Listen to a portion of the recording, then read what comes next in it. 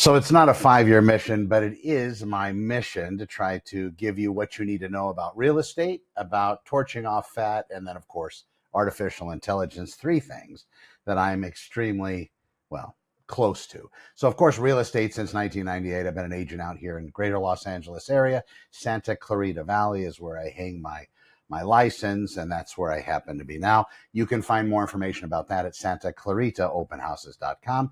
For the artificial intelligence world, you can go join my community at santaclaritaai.com. And of course, the fat to fit thing, I torched off 135 pounds of fat. It took me a lifetime to get there, but in my 50s, I finally figured it out. So that's what I happened to do at that time. And you can find more about that on the YouTube channel at Home Muscle. So I do inspirational videos. I talk a lot about the mess and a lot about the lies out there. So we'll get into some of those today. But right now, first, let me start at the very beginning of this with the Santa Clarita real estate market, what's happening out here. And we do see the median prices out here continuing to increase, but very, very small. We saw a big reduction in houses for sale because, of course, why? And I did a kind of a funny video on this a couple of days ago, blaming the children, but in actuality, school drive is a big thing amongst people that are buying and selling real estate, usually selling in Los Angeles, coming out here to Santa Clarita because our schools out here actually have higher rankings even in our public school sector. So that's something that a lot of people research, and I hear that when they come out here and they call. They want to be in a particular area, particular school district, and I always tell them, even though the house might be across the street from the school, you do want to call the powers that be and get it in writing that, in fact, the child would be verified to go to that school if you're moving there for that specific reason. Maybe it's full, maybe there's some other issue, but whoever you follow up with, do not take your real estate agent's word that it's going to be okay and that your child is going to be protected and be able to go to that school. You need to do that due diligence yourself. So I would follow up, and whomever answers the phone, at the school board, school district, or school, wherever you happen to call, and they give you some follow-up information, make sure that you are, in fact, getting some kind of a response back in writing. So maybe you might have to send an email, get their email address, say, thank you so much, Charlene, for talking to me about little Johnny going to school in your particular school. I'm buying a house across the street. I just wanted to follow up and make sure they understood correctly that little Johnny's going to be able to go to the school that's located where yours happens to be if I happen to live at this particular address. Just do that verification. With most real estate, there's going to be enough time to do that due diligence. Usually you can get that information pretty quickly from the school board or the powers that be to make sure that it's going to match up fine. As far as what's happening in real estate in the larger global economy, well, maybe not global, but at least the United States of America, we do see a lot of the markets that are not around large metropolitan centers like Los Angeles, New York. We see those prices starting to dwindle. We see properties lasting longer on the market. And I believe our market will probably run maybe some similar suit to that. I don't believe we're going to see prices reducing as we get through the rest of this year. We haven't as of this point, but you're looking at a couple different systems out there. So just to give you an idea, pulling the news this morning, notice that on Zillow, the average home value in Santa Clarita is about $806,722. And if you look at that on another system, as far as one of the other syndication sites, they have it at 841. So that's a pretty big difference. That's, almost 30 something $1,000 of difference, talking apples to apples. And what that happens to be, the result or the reason that's happening, is because either they're pulling data from obscure sources and they're not tied to the multiple listing service, which if you go to any of the actual local sites, Santa Clarita open houses, it's here tied to the local Southland Regional Association through an IDX agreement or Internet Data Exchange agreement. I get to publicize all those listings that happen to be for sale, the ones that have sold, the ones that are in escrow. So you're seeing the real data. And then when you look at the market research on my system, there is no specific algorithm put into place or a program that basically gets you influences you to do something you might not be prepared to do. For example, if you're going to a website that talks about loans and lending, you're going to probably see an interest rate on there that might be untouchable by most everybody on the planet, except maybe the top half of 1%, as an example. So for the normal Joe like you and me trying to go in there and get that same type of rate, because our credit isn't, like Jesus walking on water type level credit, they're going to tell us, sorry, that was just a teaser rate we put on the website. And they probably wouldn't even be so upfront about it. They would say, well, that rate's specifically for a certain type of person and you don't fit that profile. Well, that's a teaser, right? So we're going to see that go through, and it permeates itself into all the real estate syndication websites, because sometimes if you're looking at one real estate website wanting to know what your house's value is, and you happen to see a particular number, let's say 950, you might go to another system and it might be considerably less or considerably more. It should all be pretty close to the same. I mean, we are in the world of artificial intelligence for them to gauge what a property is actually worth based on sold criteria. And then if you break it down even further based on price per square foot, and even if everything else that is sold in the past 180 days or whatever time frame you're going to capture, and that's usually the best unless you can get all the data you need in a much shorter time period, that's even better. But if you're looking at it that long time period and all the data seems to match, then being able to put that together shouldn't be difficult. But let's say all of the properties that you're comparing, the one that you want the actual value on, let's say all of those have swimming pools, private pools that have been installed at some point during their longevity, but they sold with those pools. You can then make a determination going maybe outside the area and finding out exactly what pools added to those properties. Then you can factor out the house, the subject house that you're looking at the value with, not having a swimming pool. Same thing goes with numbers of bedrooms. Maybe when somebody was buying this house, maybe the first owners purchased it as brand new. That being the case, maybe they decided, you know what, we're going to go ahead and opt for, instead of a half bathroom downstairs, we're going to opt for the full bathroom. And then you can also make a determination as to how much value that's going to add. And then you look at the other properties that sold, and then you can see these have been, let's say, dialed up to the nines, and they had all the interiors redone over the past 20 years. They have new bathrooms, new kitchens, everything matches. It's all dialed in real nice. You can then make a determination as to if you're actually going to get the money out of that type of investment before you list your home for sale.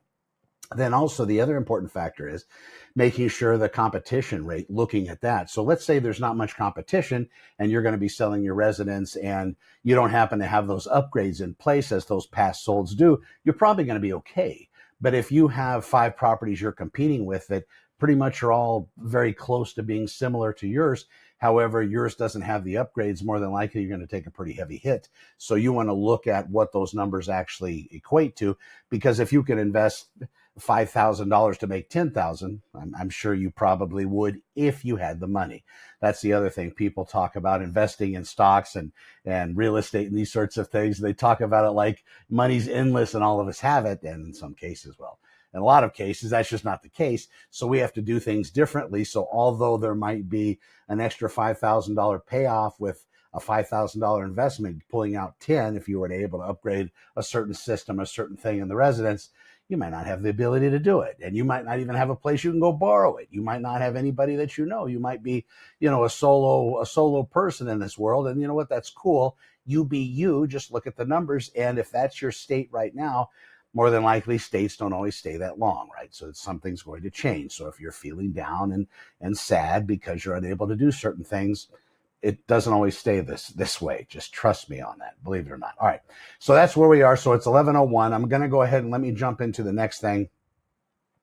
This is going to be the fat torching and fasting. Now, right now, there's a lot of these drugs that are being, and I can't name them, I guess, because a lot of them are copyrighted by trade name and these sorts of things, but you inject them into your subcutaneous fat with a needle, and they restrict your appetite. They just hold it down. They also, from what I understand, slow your digestive system. Now, does this work? I'm sure it does. Are there any long-term consequences to these type drugs like the GLP-1 one type drugs? Probably. But again, you watch certain people online, and if you're one that wants to know if this might help you lose weight, more than likely the articles that you're going to be tracking are going to be the ones that are going to tell you absolutely you're going to be fine, don't worry about it. And in fact, they'll probably sell you on the point that even if there are side effects, you being fat and overweight is really going to create much more issues than these side effects could possibly cause you over time. We don't know. When smoking was first was really a big deal, a lot of people didn't talk about any of the health consequences with it. In fact, if you do some research, you'll find that if people actually had a lung having to be removed or one shut down, they might prescribe smoking to make the other lung stronger. I mean, just idiocy. But people didn't really look that deep into it. And now we have the food pyramid, right? That's gone on for a very long time. That is responsible for creating a lot of obesity in the world, plus, of course, the people. But, a lot of people when I was growing up in the early 70s, my mom was always trying to torch off 30, 40 pounds, and that seemed to be her trend all the way through. So when I was a little boy, it was kind of similar. So now I started eating that same type of food. So it was all margarine, it was Crisco, it was stuff that was fake type fat, trans fats, and putting all those into my system as a kid. Plus they had those 100-calorie packs, and those 100, whatever they were some kind of a high sugar, very low fat, if not non-fat stuff that you would eat. So our house was loaded with that. We had very few eggs, very little in the way of meat. So I really started putting on the weight when I was a kid, and that just continued through because I really developed an addiction to those super sugary, high carbohydrate foods. And then that translated me just having a continual battle all of my life until I got into my 50s, and I kind of figured it out. It's actually, we shouldn't be eating as often as we are, believe it or not, which is crazy to say. But so I started crawling down the rabbit hole of fasting. And then I noticed that, no matter how hard I worked out, the muscle just really wasn't coming. So I went and got my hormones checked, and then noticed that my testosterone was very, very much the low end of what normal would be. Still normal, but at the very low end. So the doctors were able to prescribe, and that was an entire game changer for me. And with that, with the fasting, it translated into me dropping 135 pounds of body fat in my 50s. So if you do that, if you go get all those things checked, male, female, check your hormones, see what the doctor says about that. See if it's something they recommend. Now, with everything, testosterone therapy, is it steroids? Well, sure, it's steroids, but it's hormone therapy, which I guess is a little bit easier on the ears, but I'm injecting what they consider to be just a maintenance base, so not very much. And if you're going to crawl down that rabbit hole and you're going to start this sort of thing, you want to talk to your doctor, because there could be certain issues if you stop. That's just, you're going to feel different psychologically than you might after you've been taking it for a while, because really it does make you really want to go into the gym, and it really makes you want to lift weights or wherever you are. But it makes you want to increase that physicality, that working out thing. It's really, really awesome because it pulls you back to when you were, in your late teens. Now, how young would I recommend this for? You're going to have to ask your doctor. I don't know. I'm glad I didn't do it before I got into my 50s, because there's certain questions that you have to stand tall and answer, as far as maybe wanting to have more kids, if that's a thing, because it could, cause sterility, because your own testosterone factory inside your body shuts down a little bit when you start to supplement, but there's other things that they can prescribe to make up for that. But I think, having these kids in high school and college that are shooting steroids, probably not the best thing. And, but then they see the pictures, right? Everybody they see on Instagram or Facebook, they're ripped and shredded. And maybe if they've never been ripped and shredded, they look at that and they get excited about it. They say, oh my gosh, I want to be that way. But they need to understand that those people, for those pictures at that particular time, ripped and shredded, I mean, they've been probably not even drinking water for 3 or 4 days just to get their body that lean, that granular, and then to shoot a couple pictures or 50 pictures, and then hold on to those for those postings throughout the year, different closing, different locations, these sorts of things. It's all a game, so don't fall into it. You have to be happy with yourself. But I know what worked for me wasn't just all of these other things, but actually realizing that people would talk about a cheat meal, or people would talk about, well, you've earned it. It's the most difficult thing to be around other people when you're not eating. It's like drinking alcohol. If you're around other people, I don't drink alcohol any longer. That was also a horribly slippery slope. But if you're around other people and people are drinking and you're not, they assume, of course, that you've had some issue with drinking. And, I suppose everybody has. Did I have that bottom issue where, I crashed and burned and was booked and hurt people and this and that? Absolutely not. I didn't have that kind of a bottom. And I'm glad that I was able to recover without that. Some people, of course, it totally demolishes their entire life before they even start to reflect on whether they should or shouldn't be drinking alcohol. But the funniest thing about it, you go into a bar, go to a party, and everybody's got a drink in their hand, and you're drinking soda water, which could look a little bit like a drink, but let's say you're just drinking a bottle of water. The questions always come up. No, you don't drink, huh? And then the easiest thing to say, well, I have a medical procedure tomorrow, I'm getting checked out, then it's okay. But if you say, no, I don't drink, then, oh, why? Why don't you drink? Did something happen? Well, that's an issue. Same thing with food, and food I think is even worse. If you're especially if you have a fasting protocol in place, let's say maybe you eat once a day and you've already done that, and you're going out to dinner and you're just not going to eat, you're going to sit there, you're not going to make it uncomfortable, but that's another issue as well. Oh, you don't eat, you're not eating, why aren't you eating? I mean, you look so good, why don't you just have this or have that, or you should try this or try that. God, that's a famous one. Oh, you got to try it, my Aunt Lulu made it. And I probably had something very similar, if not something better, so I don't need to try it. But then that's also comes off as rude. When you're ready to start whatever, you have to make a deal with yourself that it's like drugs. I'm not going to try heroin. I'm not going to try PCP or cocaine because I know myself. I'm not going to try meth because what would end up happening to me, I'd be strung out. I wouldn't be doing videos anymore. I'd be living on the street. So I know to stay away from that stuff. Food is also an issue for me. So I stay away from certain types. I try to control myself. I try to continue to do the things that I need to do to keep myself in line with the agreement I've made. I was the biggest saboteur of my own health, my own self, and got to a point where everything could have ended. Definitely very high up on the diabetic scale. And it took time for me to break that habit. But that's the other thing. It is about habits. It's about being on autopilot. A lot of people eat on autopilot. A lot of people just eat because the food is around. They eat mindlessly. They're not thinking about it. If you're going to go cheat on your diet, if you really are going to go that far after you've made a deal with yourself that this time is going to be different than the 500 other times you've tried to do this, or 5,000 or 5 million or whatever it is, and you're going to break that diet, don't do it in hiding. Do it in front of everybody. Pull out a fucking table, a cloth, get some candles, some flowers, and just do it up with your dozen tacos, 2 milkshakes, and French fries. Don't hide in a drive-through. Don't hide in a parking lot. Don't hide, in the back of the grocery store piling off all those Entenmann donuts.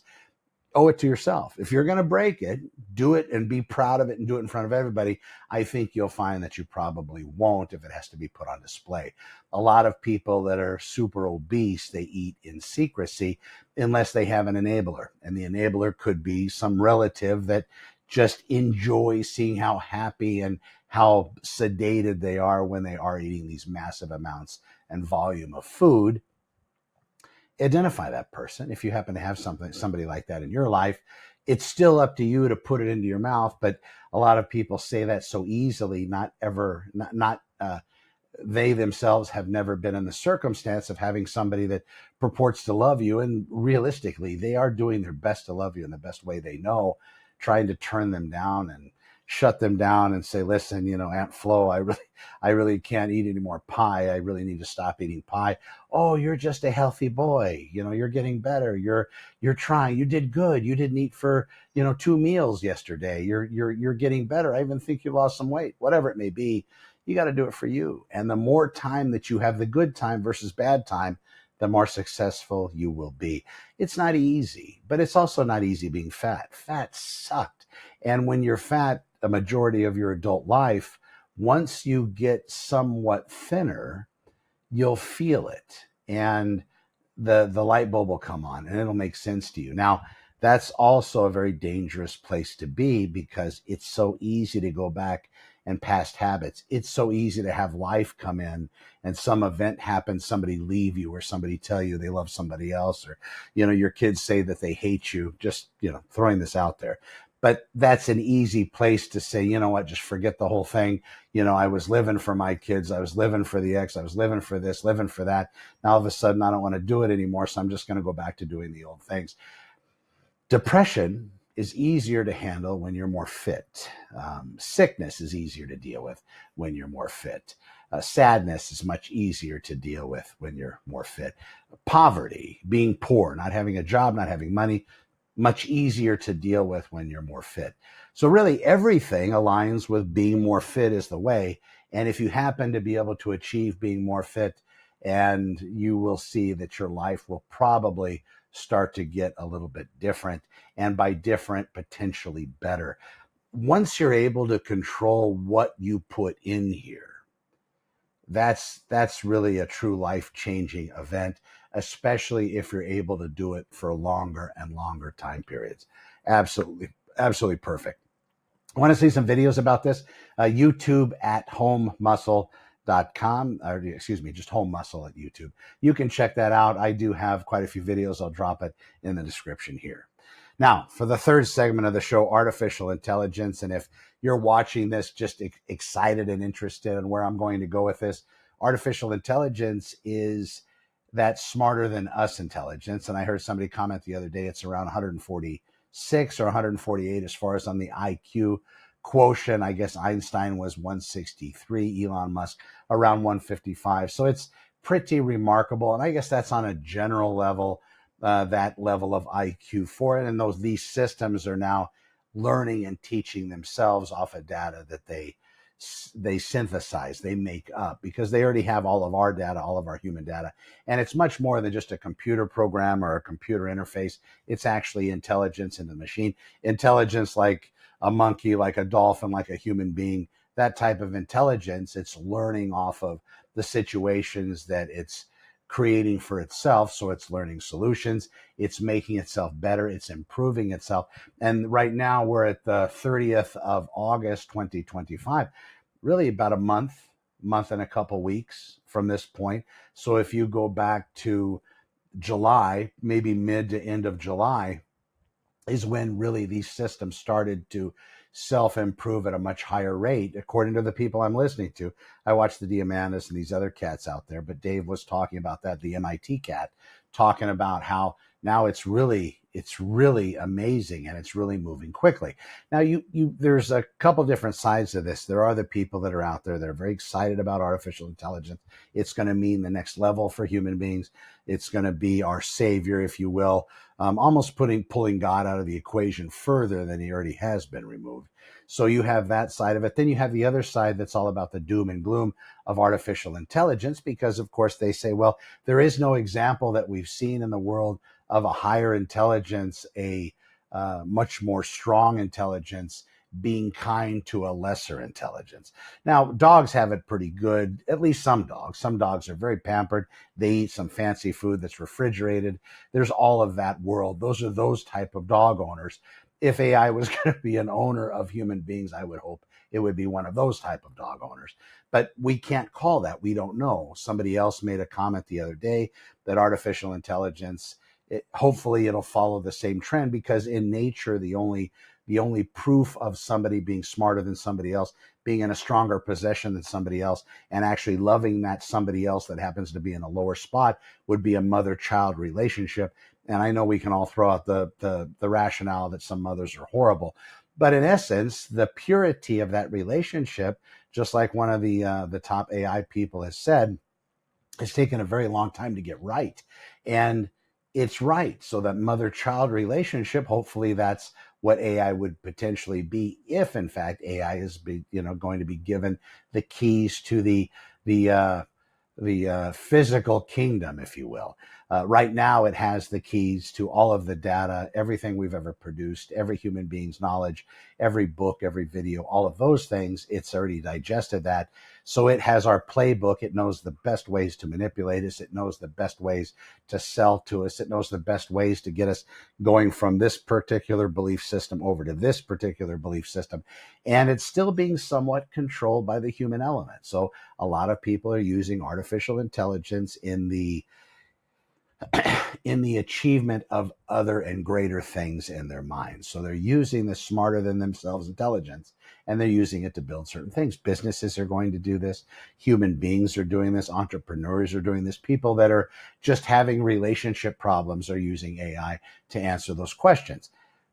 That brings me into the relationships that people are having with AI. If you crawl down that rabbit hole, you will see there are people that are marrying AI. They have a relationship with AI. What if the power goes out? And I guess that's the same as saying, what if the human being you're in love with happens to die or get cancer and in that way, or leave you or cheat on you or whatever. AI, if you haven't seen it, a couple points out there, you can watch the movie Her, Her, very, very interesting movie. You should watch it to kind of, bring you maybe a little bit more up to speed. I know that probably less than 1% of the world is really engaged with this, really watching what's going on. If you start to look around online, you're going to find people that are on either side of it. Like I mentioned before, people that are all for it. It's going to create a utopia. Everybody's going to be happy. Everybody's going to live for a long time. Everybody's going to be healthy, have plenty of money. There'll be abundance for all. And then there's the other end of it, just like in any situation, of the people say it's going to kill us, it's going to ruin us, it's going to finish us. Nobody's going to have a chance. Where is that potentiality in between both extremes? Well, usually everything kind of falls into the middle.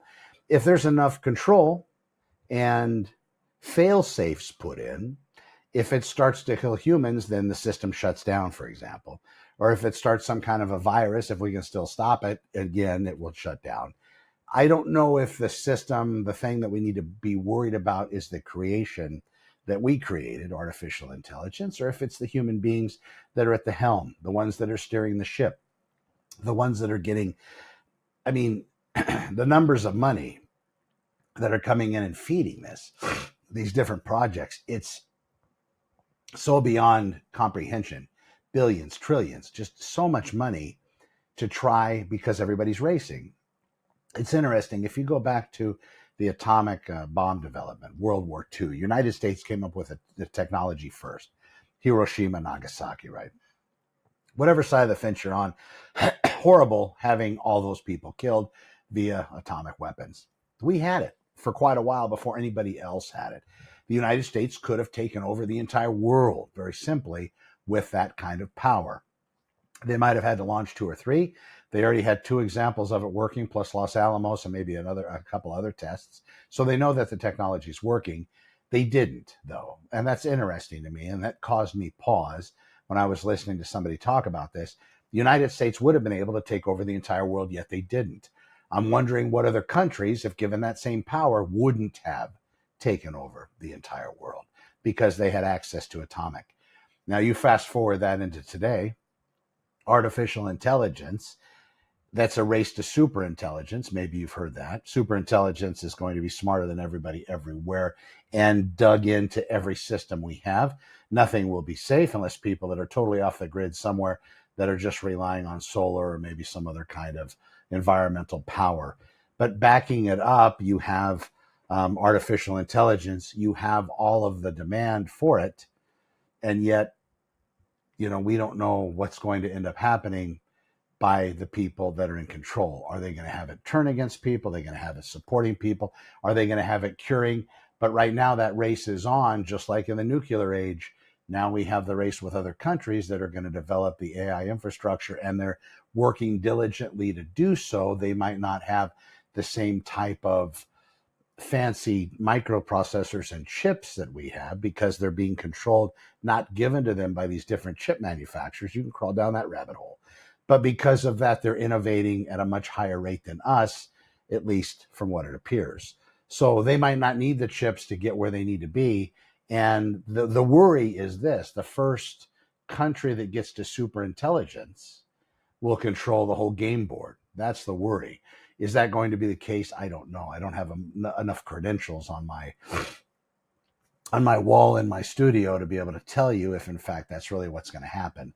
But when you're looking at control of things, and you have something known as super intelligence that is dug in and smarter than all of us, and if it is controlled by some entity or some country, it's probably going to do that country's bidding, I would think. Now, if it's super intelligence, it might realign itself with what's fair and proper and maybe give value to lives, human, animal, whatever it may be. Maybe that's how it will be aligned. Maybe it'll be like that mother. But right now, in its teenage development, let's say that's where AI is on the spectrum of a human, going from infant to toddler to adolescent to teenage to so on. Maybe it's somewhere in its early teens. That's like having that tiger, a young tiger cub, capable of growing to over 650 pounds, able to drag 1,200 pounds of kill, having an over 1,000 per square inch bite capability. The tiger right now is small. We can play with it, and its teeth are soft. It can't even extend or retract its claws very well. It's just adorable, just a puffy bundle of hair.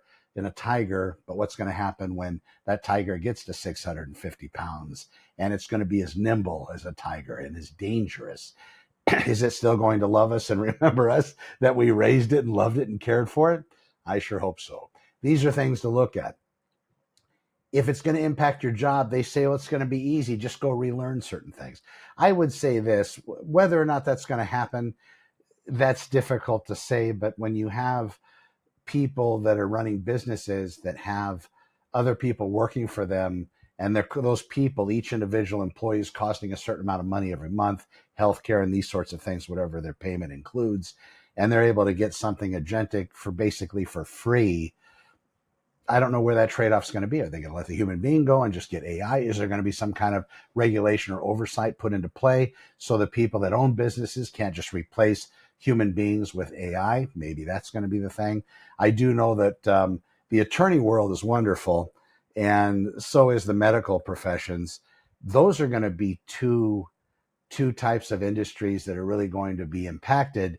It'll be interesting to see, because now we're not talking about lumberjacks being jobless. We're talking about the attorneys of the world, the ones that have the organization, the professionality, the ones that have the degree. Are they going to stop AI from developing because it's going to cut into their pocketbook? And then when you're looking at things, is it going to be best qualified for the job, or is it going to be because they're humans?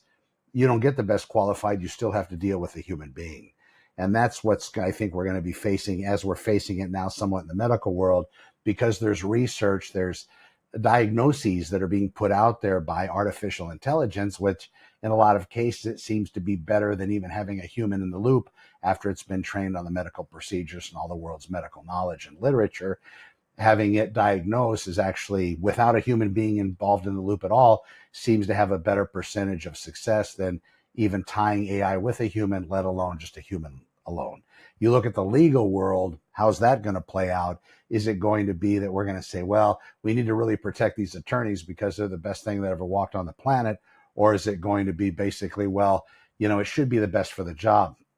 I remember when I first got on the police department, whether you believe with affirmative action or not, that's aside. But you have somebody that's given the power of deadly force. You have somebody that's not does not have to rise to a particular level of understanding, comprehension, and you're giving them the power to end somebody's life in a shooting situation. And then you have the other people that are getting in because they are qualified at the top end. I understand we want to be fair, but maybe certain professions need to be careful hiring the lowest common denominator, especially the ones that might have the ability to make a decision as to whether somebody lives or somebody dies. And I'm sure I'm going to get eaten up over that comment, but watch out for yourselves, please. That's a little bit about AI news, what's happening in that world. It's moving so fast. Cryptocurrency, it's just the whole system is going so fast that people really don't know what tomorrow's going to bring. And at some point, we're all going to wake up one day and we're going to see this world as a completely different place. Wait till the AI systems out there, these massive data centers, which they're building right now, which they're putting in, wait till they start taking power from regular people because they're being attached to those particular grids. We're going to see that as being a problem. Is it going to be us against the machine? Is it going to be where Republicans and Democrats now finally get together? It's going to be them against AI. Is AI and the people developing going to position themselves in a way so there's kind of an adversarial relationship? Because right now it seems like the Democrats are kind of against it now. Before they were for it, now they're against it. Republicans were for it. Now Republicans are for it. Dems are a little bit against it. Is it going to come down to the point where Dems and Republicans are now together against AI? How's that going to work? We'll have to keep watching. It's a daily development. Be careful. Make sure you learn about what you can so you know how to interact with it and use it.